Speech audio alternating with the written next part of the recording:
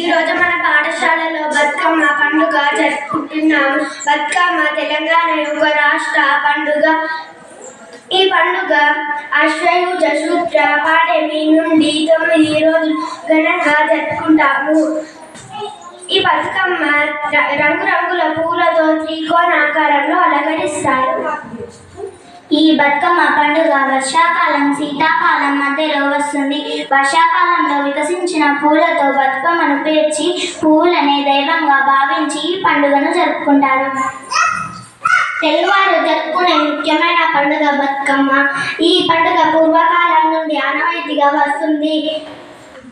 పూర్వం ఒక మహారాజు దంపతులకు పిల్లలు పుడుతూ చనిపోవడంతో వారు శ్రీ మహాలక్ష్మిని పూజించగా ఆ అమ్మవారు వారికి వరంగా ఒక ఆడబిడ్డను ప్రసాదిస్తూ ఆ బిడ్డ సాక్షాత్తు అమ్మవారే జన్మించిందని అందరూ ముందుగా పెంచుకుంటారు.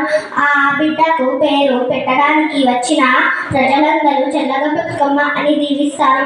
అలా ఆ బిడ్డ పేరు మీదుగా ప్రతి సంవత్సరం జరుపుకునే పండుగ మీదుగా బతుకమ్మగా పండుగగా భావిస్తారు.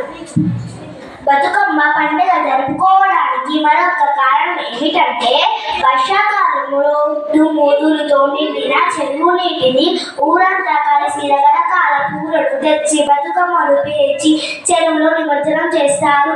ఇలా నిమజ్జనం చేసిన చెరువులోని నీటిని పూలను శుభ్రం చేస్తాయి. పూలను నీటిని శుభ్రం చేసే గుణం ఎక్కువగా ఉంటుంది. బతుకమ్మను పేర్చేటప్పుడు మొదటి వరుసలో తంగేడు పువ్వుని ఉంచుతారు. తంగేడు లేనిది బతుకమ్మను పేర్చరు.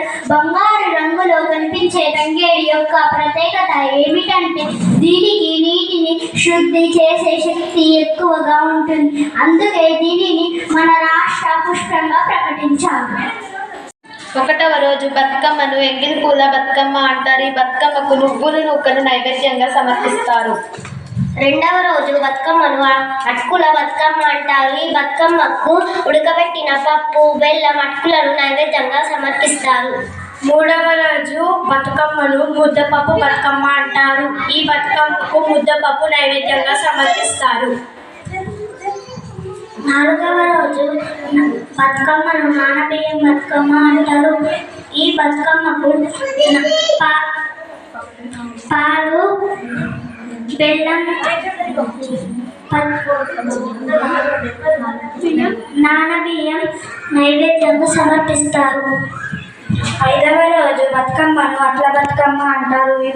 ఈ బతుకమ్మ అట్లు నైవేద్యంగా సమర్పిస్తారు.